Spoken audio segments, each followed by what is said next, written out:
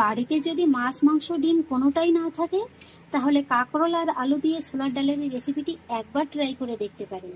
ভাত, রুটি, পরোটার সঙ্গে কিন্তু খেতে অসাধারণ লাগে। নমস্কার বন্ধুরা, অনুভার রান্নাঘরে আরও একটি নতুন রেসিপিতে সবাইকে স্বাগত জানাচ্ছি।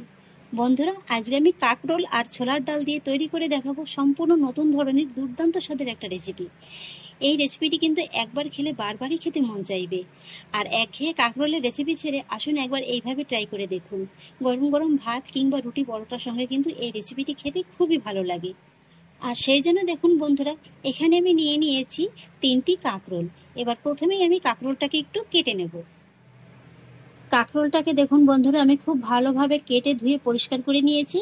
কাঁকরোলটাকে কিন্তু এইভাবে একেবারে খুব ভালোভাবে কেটে ধুয়ে পরিষ্কার করে নিতে হবে, কারণ এই কাঁকরোলের খাঁজের ভিতরে কিন্তু অনেকটা ধুলোবালি থাকে, তাই কিন্তু খুব ভালোভাবে ধুয়ে নিতে হবে।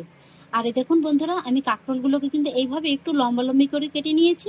মোটামুটি একটা কাঁকরোল থেকে আমি 6 টুকরো করে কেটে নিয়েছি। আর সেই একই মাপে কিন্তু আমি 3টি আলু কেটে নিয়েছি। এবার চলে যাব রান্নার মূল পর্বে। সেই জন্য গ্যাসে একটি কড়াই চাপিয়ে দিয়েছি। কড়াইতে দিয়ে দেবো 3 টেবিল চামচ সাদা তেল।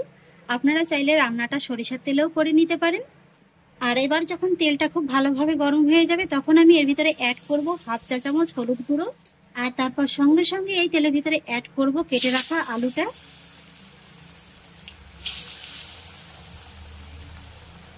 প্রথমে আমি আলুটাকে একটু ভেজে নেব। আর তারপরে অ্যাড করব 1/2 চা চামচ লবণ।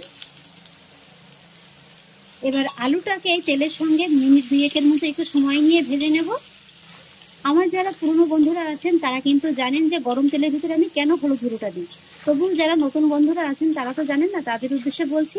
এই যে গরম তেলের ভিতরে সামান্য একটু হলুদ গুঁড়ো দিয়ে যদি আলুটাকে ছাড়া হয় বা অন্যান্য যে কোনো সবজি ভাজার জন্য ছাড়া হয়, তাহলে কিন্তু আর গায়ে তেলটা ছিটকানোর কোনো ভয় থাকবে না।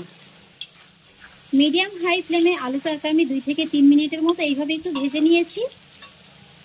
এবার আমি এর ভিতরে অ্যাড করব কাঁকরোলটাকেও কিন্তু আলুর সঙ্গে একই রকম ভাবে ভেজে নেব। মোটামুটি কাঁকরোল আর আলুটাকে একটু লালচে রং ধরিয়ে কিন্তু ভেজে নিতে হবে। এই রান্নাতে যদি সাধারণভাবে একটু কাঁকরোল আর আলুটাকে একটু ভালোভাবে ভেজে নেওয়া হয় তাহলে কিন্তু রান্নাটা খেতে খুবই ভালো লাগবে। কাঁকরোল আর আলুটা এইভাবে ভাজা হতে থাক, সেই সাথে চলুন আজকে রেসিপির জন্য একটা মশলা রেডি করে নেব। সেই জন্য নিয়ে নিয়েছি ছোট দেখে একটা মিক্সির জারের ভিতরে দিয়ে দেবো ছোট সাইজের 2টো পাকা টমেটো কুচি। এই সঙ্গে দিয়ে দেবো 2টো কাঁচা পাকা লঙ্কা।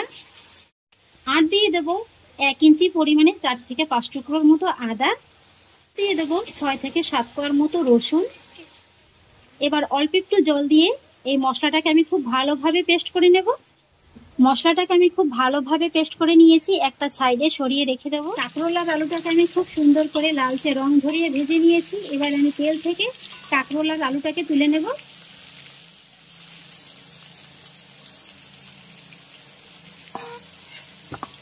তারপর এই একই তেলের ভিতরে দিয়ে দেবো কয়েকটি গোটা মশলার উপকরণ। নিয়ে নিয়েছি 1/2 চা চামচ গোটা জিরে, 3-4টির মতো ছোট এলাচ, 3-4টির মতো লবঙ্গ, 2টো শুকনো লঙ্কা, 2টো দারচিনি আর 2টো তেজপাতা। লো ফ্লেমে আমি ফোড়নগুলোকে খুব সুন্দর করে ভেজে নিয়েছি। এর ভিতরে অ্যাড করব মিডিয়াম সাইজের 3টি পেঁয়াজ কুচি। পেঁয়াজটাকেও আমি খুব ভালোভাবে একটু ভেজে নেব।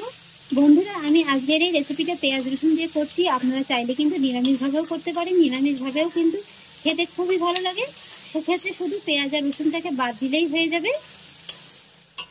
পেঁয়াজটাকে আমি খুব ভালোভাবে ভেজে নিয়েছি। এবার আমি এর ভিতরে অ্যাড করব আগে থেকে পেস্ট করে নেওয়া টমেটো, আদা, কাঁচা লঙ্কাটা। সেই সঙ্গে সামান্য একটু মিক্সির বাটি ধোয়া জলটাও দিয়ে দেব। মিডিয়াম লো ফ্লেমে এইবার টমেটোটাকে পেঁয়াজের সঙ্গে 1 থেকে 2 মিনিটের মতো এইভাবে একটু নেড়েচেড়ে মিশিয়ে নেব। 2-1 মিনিট এইভাবে আমি টমেটোটাকে একটু নেড়েচেড়ে নিয়েছি। আর এবার আমি এর ভিতরে ঘরে থাকা কয়েকটি সাধারণ মশলার উপকরণ অ্যাড করব। সেই জন্য প্রথমেই দিয়ে দিচ্ছি 1/2 চা চামচ হলুদ গুঁড়ো, 1 চামচ লাল লঙ্কার গুঁড়ো, 1/2 চা চামচ জিরে গুঁড়ো, ধনে গুঁড়ো। সেই সঙ্গে সুন্দর একটা রঙের জন্য দিয়ে দিচ্ছি 1/2 চা চামচ কাশ্মীরি লঙ্কার গুঁড়ো। এবার এই মশলাগুলোকে কিন্তু আমি খুব ভালোভাবে একটু নেড়েচেড়ে কষিয়ে নেব। মশলাটাকে দেখুন বন্ধুরা, আমি খুব ভালোভাবে কষিয়ে নিয়েছি। তেলটা কিন্তু উপরে খুব ভালোভাবে ছেড়ে দিয়েছে। আর এবার আমি এই কষিয়ে নেওয়া মশলার ভিতরে অ্যাড করব ছোলার ডাল। এখানে আমি 1 মুঠোর মতো কাঁচা ছোলার ডাল 30 মিনিটের মতো জলে ভিজিয়ে রেখেছিলাম, তারপরে জলটাকে খুব ভালোভাবে ঝরিয়ে নিয়েছি। আর এবার ছোলার ডালটা দিয়ে দেওয়ার পরে আমি এর ভিতরে অ্যাড করব 3-4 চামচ নারকেল কোড়া।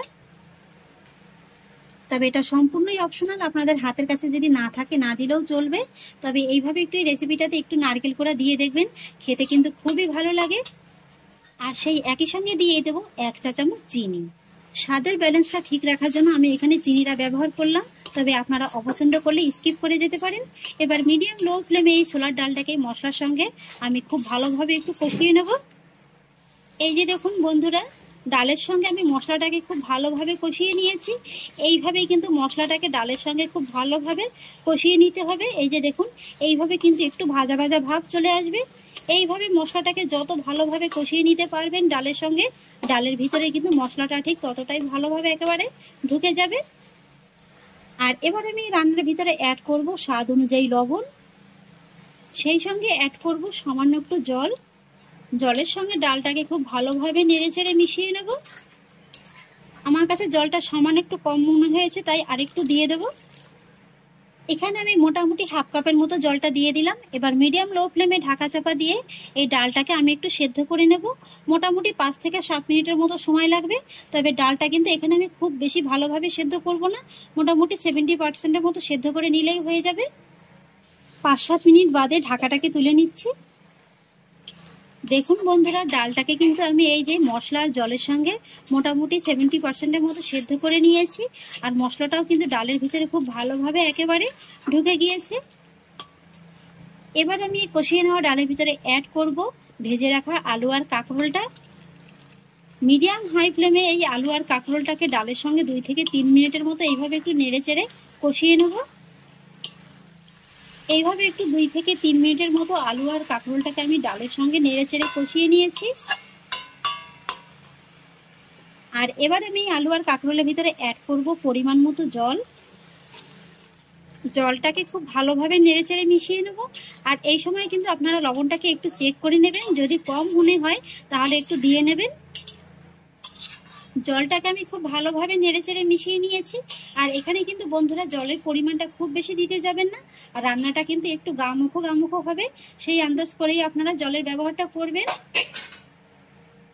আর এবার আমি আবারও ঢাকা চাপা দিয়ে মিডিয়াম লো ফ্লেমে এইভাবে আলু আর কাঁকরোলটাকে রান্না করে নেব 5 থেকে 7 মিনিটের মতো। ফিরে এলাম 7 মিনিট বাদে, এবার ঢাকাটাকে তুলে নিচ্ছি। এই যে বন্ধুরা, আমার রান্নাটা কিন্তু প্রায় কমপ্লিট। ডালটাকেও একটু একবার চেক করে দেখে নিচ্ছি। এই যে দেখুন, ডালটা কিন্তু খুব ভালোভাবে একেবারে সেদ্ধ হয়ে গেছে। মোটামুটি আমি ঠিক যেমনটা চেয়েছিলাম ডালটা কিন্তু ঠিক সেইভাবেই সেদ্ধ হয়ে গেছে। এই যে দেখুন, একেবারে কিন্তু গলেও যায়নি, আবার কিন্তু কাঁচাও নেই, ঠিক সেইভাবেই কিন্তু ডালটাকে সেদ্ধ করে দিতে হবে। আর আলুটাও দেখুন খুব ভালোভাবেই কিন্তু একেবারে সেদ্ধ হয়ে গেছে, সেই সঙ্গে কাঁকরোলটাও। আর এবার আমি সবশেষে এই কাঁকরোলের ভিতরে অ্যাড করব 2টো চেরা কাঁচা লঙ্কা সুন্দর একটা ফ্লেভারের জন্য। আর অ্যাড করব 1/2 চা চামচ গরম মশলা গুঁড়ো।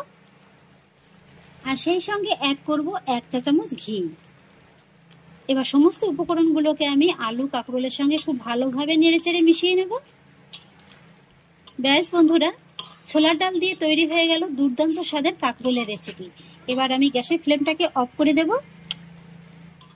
আর তারপর ঢাকা চাপা দিয়ে এইভাবে রেখে দেবো 2 থেকে 3 মিনিটের মতো। এবার ঢাকাটাকে আবারও তুলে নিচ্ছি। দেখতে দেখুন বন্ধুরা, আলু আর কাঁকরোলটাকে কতটা লোভনীয় লাগছে। বাড়িতে যদি মাছ মাংস ডিম কোনোটাই না থাকে, তাহলে কাঁকরোল আর আলু দিয়ে ছোলার ডালের এই রেসিপিটি একবার ট্রাই করে দেখতে পারেন। ভাত রুটি পরোটার সঙ্গে কিন্তু খেতে অসাধারণ লাগে। আর এইটুকু আমি আপনাদের গ্যারান্টি দিতে পারি, যারা কাঁকরোল খেতে একদমই পছন্দ করেন না, তারাও যদি এই রেসিপিটা একবার খেয়ে দেখেন, তারাও কিন্তু আরও একবার খেতে চাইবেন। তাহলে আশা করছি বন্ধুরা, কাঁকরোল আর ছোলার ডালের এই রেসিপিটি আপনাদেরও খুব ভালো লেগেছে। যদি ভালো লেগে থাকে তাহলে আমাকে অবশ্যই একটা লাইক এবং কমেন্ট করবেন, সেই সঙ্গে বন্ধুদের সঙ্গে শেয়ার করবেন। আর প্লিজ বন্ধুরা, যদি আমার পরিবারের নতুন সদস্য হয়ে থাকেন তাহলে একটা সাবস্ক্রাইব করে পাশে থাকা বেল আইকনটি প্রেস করে দেবেন। ফিরে আসছি এরকমই পরের অন্য কোনো নতুন রেসিপি নিয়ে। সবাই ভালো থাকুন, সুস্থ থাকুন, ধন্যবাদ।